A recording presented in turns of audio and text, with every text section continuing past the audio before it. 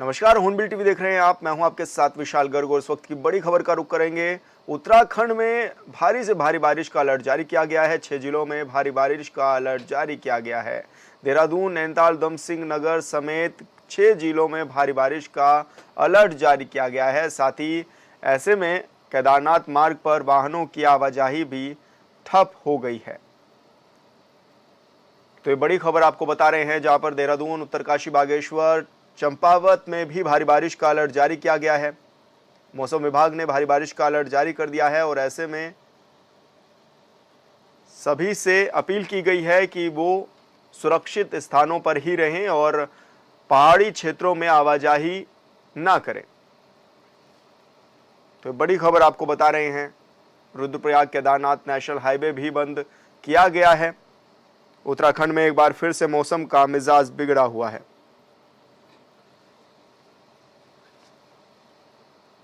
और संवाददाता Arun Saini phone line पर जुड़ गए हैं। अरुण, क्या कुछ ज्यादा जानकारी मिल पा रही है? मौसम विभाग का क्या कुछ अपडेट है?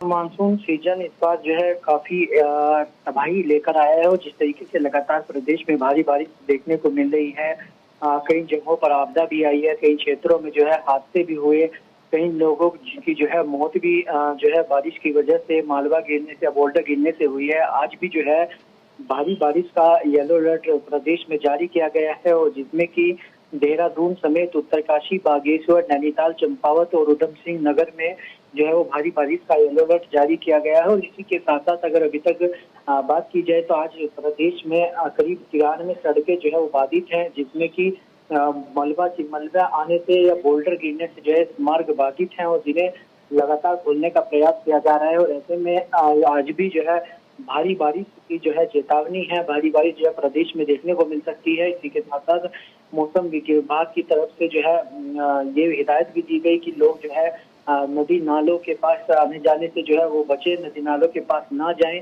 और जो यात्रा करने से भी लोग जो है वो बचे और पहाड़ी क्षेत्रों में अधिकतर जाने से अगर कोई जरूरी ज्यादा ही जरूरी है तो ही जो है वो पहाड़ी क्षेत्रों में जाए, पहाड़ी जनपदों में जाए। अन्यथा जो है पहाड़ी क्षेत्रों में जाने का जोखिम कोई भी यात्री या कोई भी लोग जो है ना ले, क्योंकि मलबा और बोल्डर गिरने का काफी जो है खतरा जब भारी बारिश होती है तो सबसे अधिक होता है। तो ऐसे में कोई हादसा ना हो, इसके लिए मौसम विभाग की तरफ से जो है साफ तौर पर हिदायत भी जो है वो दी गई है। अधिकारियों को किस तरह से अलर्ट मोड पर रखा गया है अरुण? क्योंकि हाल फिलहाल में भी हमने देखा कि आपदा जैसे हालात उत्तराखंड में बने और ऐसे में एक बार फिर से मौसम विभाग का ये जाहिर करना चेतावनी कि भारी बारिश देखने को मिल सकती है, तो अधिकारियों को क्या निर्देश दिए गए हैं शासन की ओर से?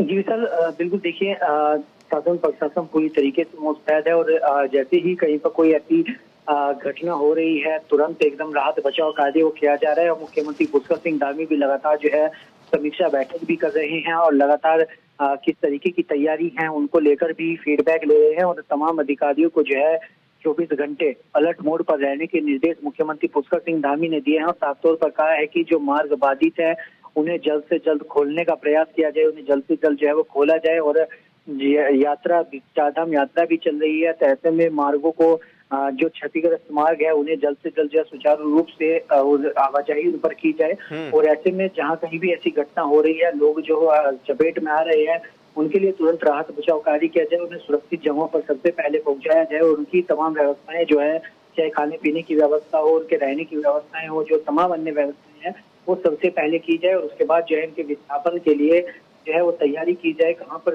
विस्थापित जो है इन्हें किया जा सकता है। तो इस तरीके की जो है मुख्यमंत्री पुष्कर सिंह धामी ने सभी अधिकारियों को दिशा निर्देश दिए हैं और सुरक्षा बलों से लेकर तो पुलिस बल और एसडीआरएफ, एनडीआरएफ सभी अलर्ट मोड पर है। जैसे ही कोई भी दिक्कत होती है तो तुरंत जो है रेस्क्यू किया जा सके, तुरंत राहत बचाव कार्यों में जुटा जा सके, तो इसके लिए पूरा शासन प्रशासन जो है वो अलर्ट मोड पर है। बिल्कुल अरुण, बहुत बहुत शुक्रिया आपका तमाम जानकारी साझा करने के लिए। उत्तराखंड के मुख्यमंत्री पुष्कर सिंह धामी इन दिनों दिल्ली दौरे पर हैं, जहां पर उन्होंने केंद्रीय मंत्रियों से मुलाकात भी की है। और इस दौरान मुख्यमंत्री पुष्कर सिंह धामी ने केंद्रीय जल शक्ति मंत्री सीआर पाटिल से भी मुलाकात की है। मुलाकात के दौरान सीएम ने गंगा को छोड़कर सभी नदियों में जल विद्युत परियोजनाओं को मंजूरी देने का भी अनुरोध किया है।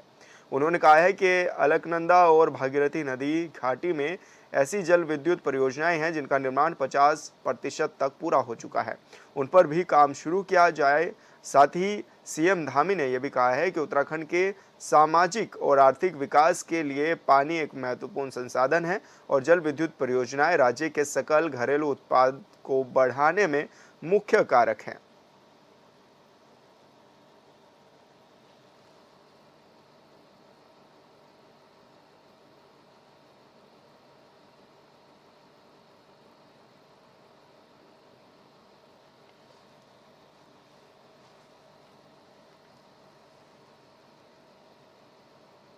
उत्तराखंड एक पहाड़ी राज्य है और पहाड़ी राज्यों के चलते कई तरह की परेशानियों का सामना भी यहाँ के लोगों को करना पड़ता है। और ऐसे में जब ये भी देखा जाता है कि जोशीमठ भी एक बार फिर से चर्चाओं में रहा है, हाल फिलहाल में हमने ये भी देखा, और पहाड़ों की समस्या भी यहाँ पर बड़ी परेशानी बनती है। मौजूदा वक्त में बीजेपी की डबल इंजन की सरकार है और सरकार के मुखिया एक के बाद एक कई महत्वपूर्ण निर्णय ले रहे हैं।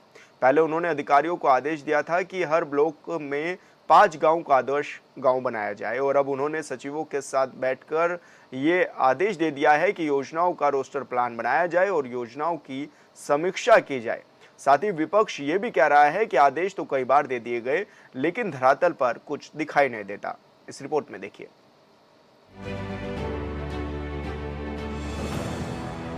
देवभूमि उत्तराखंड के सीएम पुष्कर सिंह धामी अधिकारियों के साथ बैठक कर एक के बाद एक आदेश दे रहे हैं ताकि प्रदेश का तेजी से विकास हो।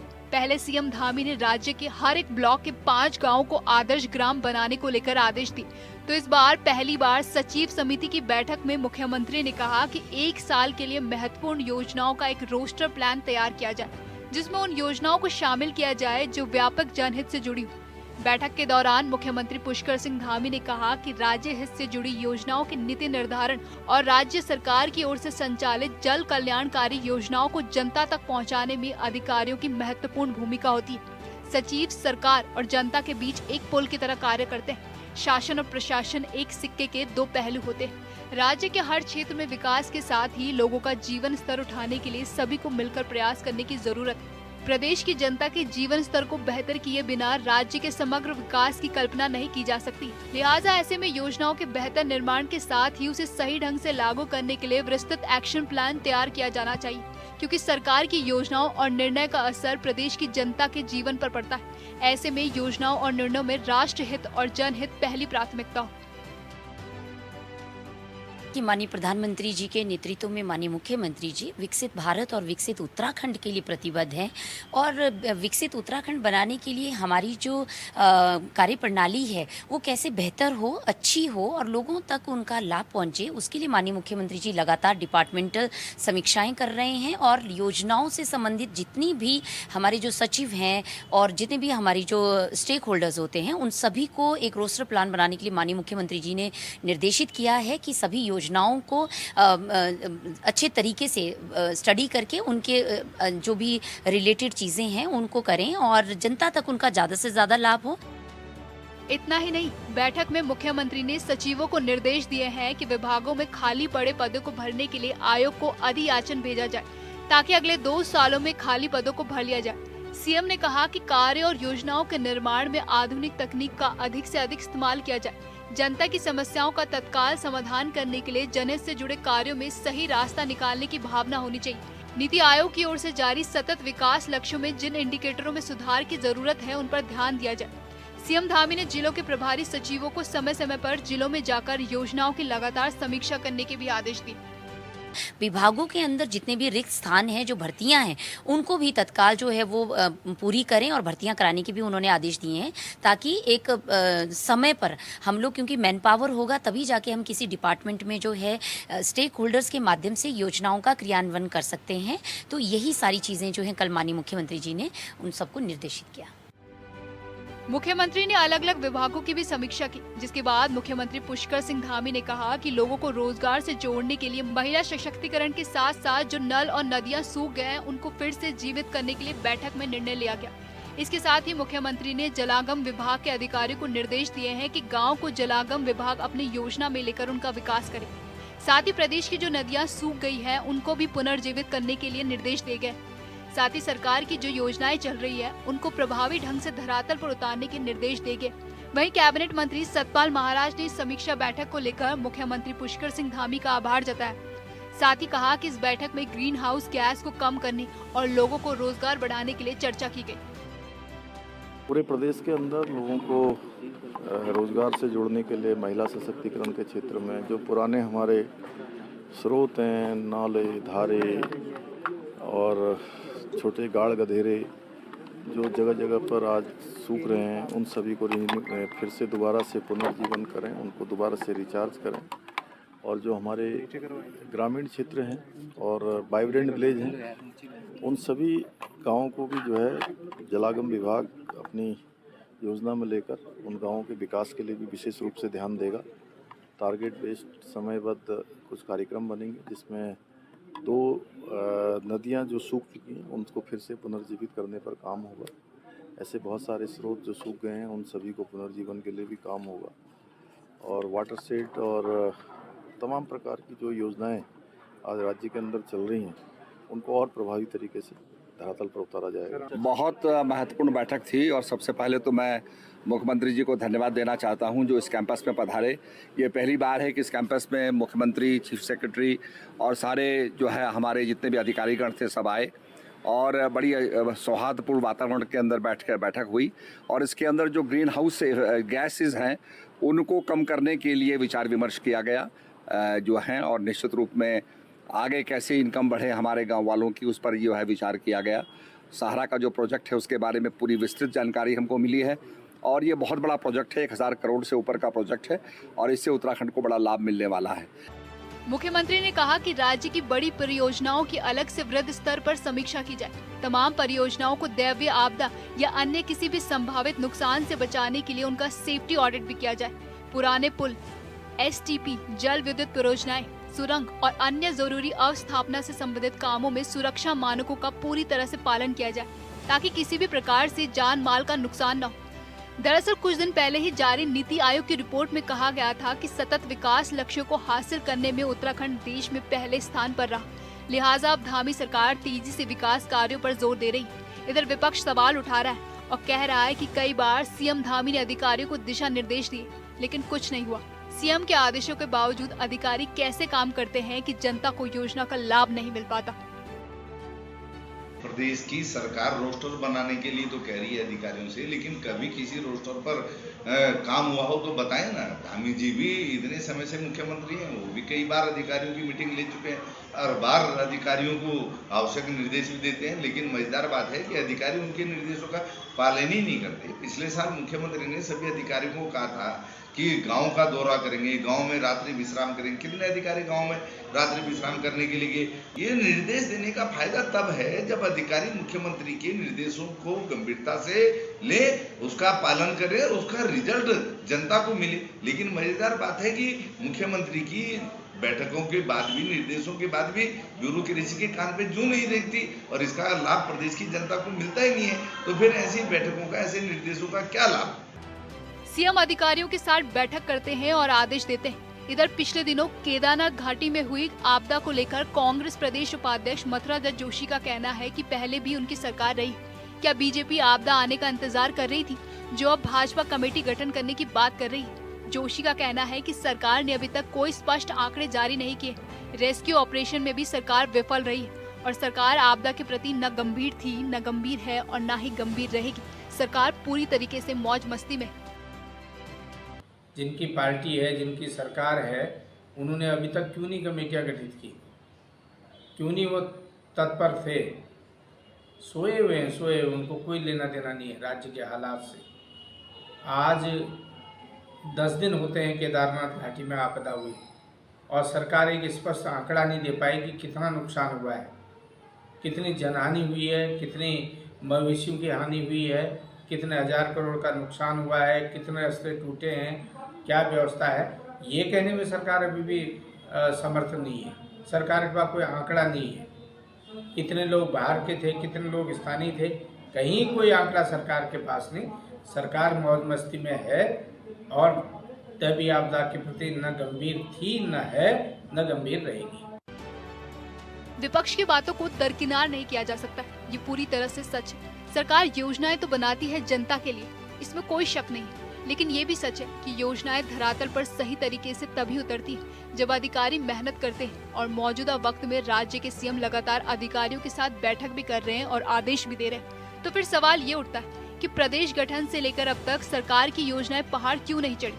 प्रदेश में कभी कांग्रेस तो कभी बीजेपी की सरकार रही, मौजूदा वक्त में बीजेपी की डबल इंजन वाली सरकार, फिर भी ये कहने में कोई परेशानी नहीं कि आज भी पहाड़ों में मूलभूत सुविधाओं का भारी अभाव है। जोशीमठ धंस रहा है और वहां आज भी लोग भयभीत हैं। जब ये बात सदन में कांग्रेस के सांसद ने उठाई तो लगा इस पर चर्चा होगी और जोशीमठ पर सरकार का ध्यान जाएगा, लेकिन पर्यावरण मंत्री ने एक ही लाइन में जवाब दिया और बैठ गए। उत्तराखंड का जोशीमठ लगातार दरक रहा है, लोग भयभीत हैं, लोग आंदोलन कर रहे हैं, तो क्या भारत सरकार उसके लिए क्या कदम उठा रही है?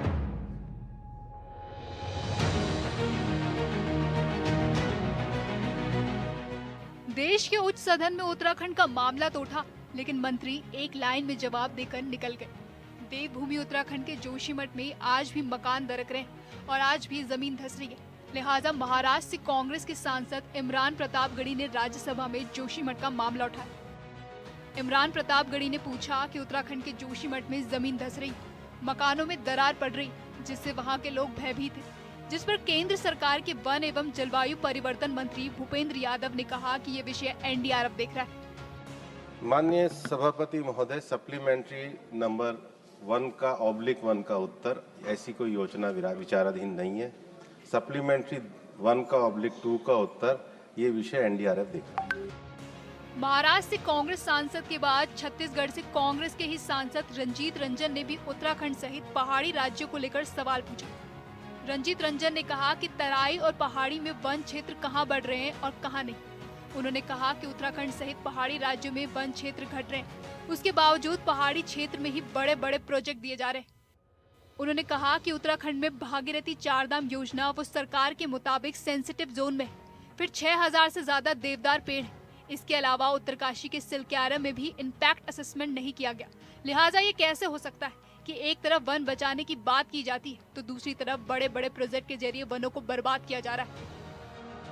आपके माध्यम से मंत्री साहब से पूछना चाहती हूँ कि 182 और 184 में भी जो आपने दिखाया है कि लगभग किस वन तराई और पहाड़ी में कहाँ पे वन बढ़ रहे हैं और कहाँ पे कम हो रहे हैं, और उस डेटा में तकरीबन पहाड़ी क्षेत्रों में जम्मू कश्मीर ले, हिमाचल ले, उत्तराखंड ले, सिक्किम ने, नॉर्थ ईस्ट ले, सब में वन क्षेत्र घट रहा है और सबसे ज़्यादा प्रोजेक्ट भी दोबारा से उन्हीं वन क्षेत्रों में लिए गए हैं। तो क्या ये सही है कि 1000 मीटर से ऊपर के सारे खासकर पहाड़ी इलाकों में लगातार वन क्षेत्र घट रहे हैं, लेकिन उसके बावजूद सारे जो प्रोजेक्ट हैं आपके आंसर में लगातार उन्हीं पहाड़ी क्षेत्रों में है? फिर मैं आऊंगी कि जो भागीरथी चारधाम वाली योजना है, आप खुद कह रहे हैं कि वो सेंसिटिव जोन है, लेकिन उसको भी जहां पे 6500 देवदार के पेड़ भी हैं, और दूसरा जो सिलक्वारा हुआ उसमें भी इम्पैक्ट असेसमेंट नहीं कराया गया था। तो क्या ये सही है कि एक तरफ हम वन बचाने की बात करते हैं, लेकिन दूसरी तरफ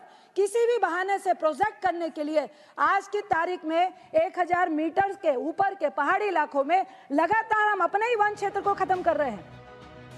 रंजीत रंजन ने कहा कि 1000 मीटर की ऊंचाई वाले इलाकों में वन क्षेत्रों को बर्बाद किया जा रहा है, जिसके जवाब में वन एवं जलवायु मंत्री भूपेंद्र यादव ने कहा कि अंतिम व्यक्ति तक योजनाएं पहुंचाना गलत है। क्या उनको सुविधाओं का लाभ नहीं मिलना चाहिए? उन्होंने कहा कि देश के 5 राज्यों में वन क्षेत्र घटे, लेकिन उसमें उत्तराखंड नहीं है। लिहाजा उत्तराखंड में परियोजनाओं को लेकर जो बातें कही गई वो सच नहीं है। एक ही विषय का 2 तरीके से प्रतिपादन किया जा सकता है। ये सरकार अंतिम छोर पर जो व्यक्ति है उसके जीवन में परिवर्तन लाने के लिए कार्य करती है। क्या अरुणाचल में अंतिम छोर तक सड़क पहुंचाना, क्या उनके पास प्राथमिक स्वास्थ्य के केंद्र पहुंचाना, क्या उनके पास जल विद्युत की परियोजना पहुंचाना, क्या माननीय सदस्य, माननीय सभापति महोदय, मैं पुनः कहना चाहूँगा क्योंकि माननीय सदस्य ने 182 और 184 के संदर्भ में मेरे उत्तर के संदर्भ में कहा है, देश में जिन 5 राज्यों में फॉरेस्ट कवर घटा है उसमें उत्तराखंड नहीं है, पहला विषय। इसलिए उत्तराखंड की परियोजना के बारे में जो आपने विषय कहा वो आपके तथ्य से रखे गए फैक्ट के आधार पर ही सही सिद्ध नहीं होता है। अरे नहीं भूपेंद्र यादव जी, अंतिम व्यक्ति तक योजनाएं तो पहुंचानी ही चाहिए, इसमें कोई शक नहीं है मंत्री जी। लेकिन क्या आप ये बताएंगे कि योजनाओं को धरातल पर उतारने के लिए पर्यावरण को ही बर्बाद कर देना कितना सही है?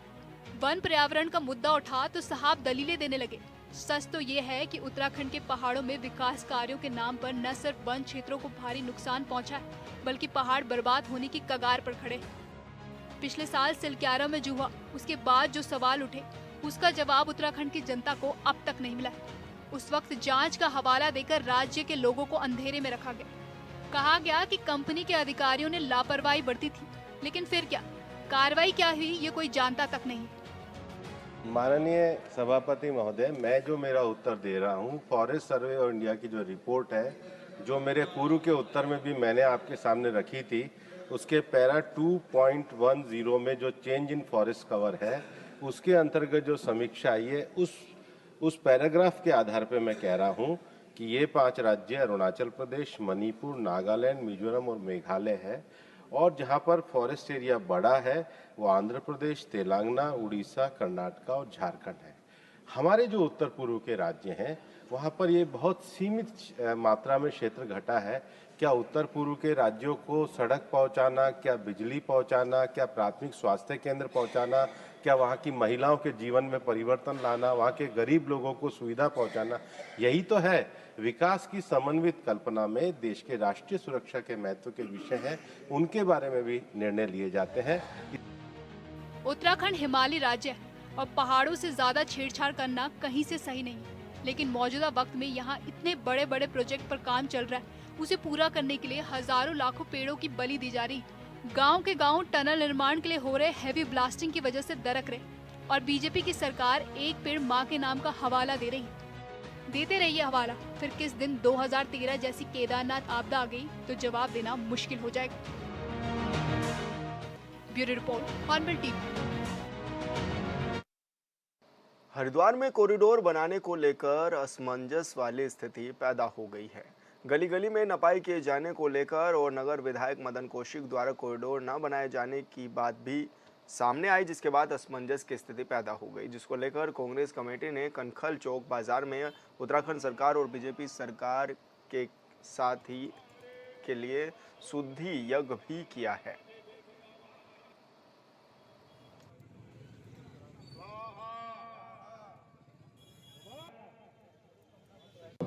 सरकार द्वारा जो कॉरिडोर योजना को लेकर के अभी तक व्यापारियों को और हरिद्वार निवासियों को परेशान किया जा रहा है और अभी तक सच नहीं बताया जा रहा, उसको लेकर के सरकार की बुद्धि शुद्धि का यज्ञ हमारे द्वारा किया गया है। और हमारी सरकार से यही मांग रही है कि अगर आप कोई योजना ला रहे हैं तो उसकी DPR ओपन करें। अभी तक आप व्यापारियों को भ्रमित करने का काम कर रहे हैं कि कहीं बताते हैं 60 फीट, कहीं पे 72 फीट और कहीं 110 फीट तक दिखा रहे हैं। तो आप DPR दिखाएं, अगर आपने कोई योजना कैंसिल करी है तो उसे लिखित में करें।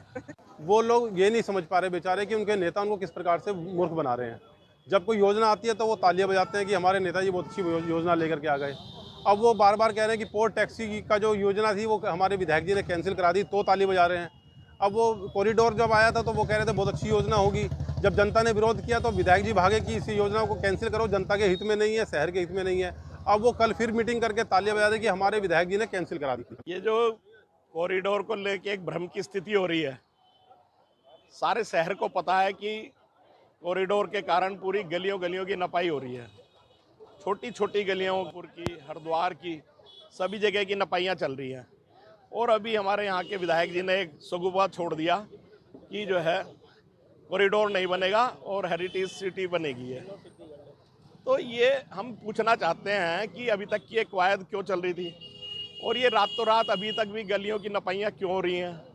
नपाइयाँ कृष्णानगर की, कनखल की, मोती बाजार की, हरिद्वार की और अपना दक्ष रोड की, इन जगह की हो रही हैं। अब वो कह रहे हैं जी कॉरिडोर बनेगा जो है गंगा पार, जो कि जो है यूपी की ज़मीन है। तो और फिलहाल इस बुलेटिन में इतना ही। आप देखते रहिए हॉर्नबिल टीवी। नमस्कार।